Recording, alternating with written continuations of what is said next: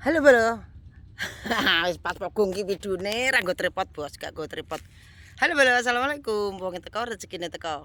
Ya, iki lho, Bolo.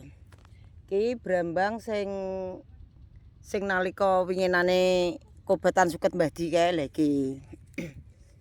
Ki sing kena obat suket kae sing Mbah Di mantu kliru obat suket kae lho, Bolo. Dadi niki disterilno sak periode. Disterilno sak periode. Iki lagi ditanduri nah iki karo Mbah Di. Dadine nek rampung kena obat suket steril sak periode terus ditanduri nah iki lagi pulih tanahe. Cara tanah iki lagi pulih. Nah iki lho.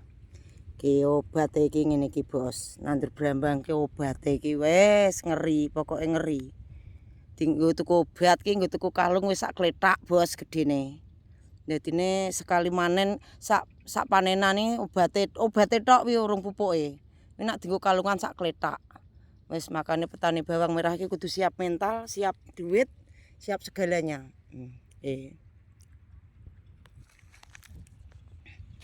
Parine barang ya wis lemu, Bos. Lumbung desa petani padha makarya. Ayo di maton pari.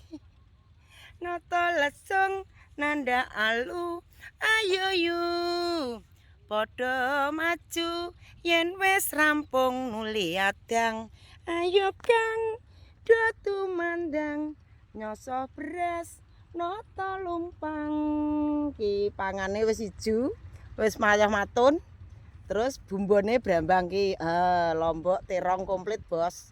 Pokoknya nak urip nang desa wis komplit lombok terong kates janganan tok, Bos.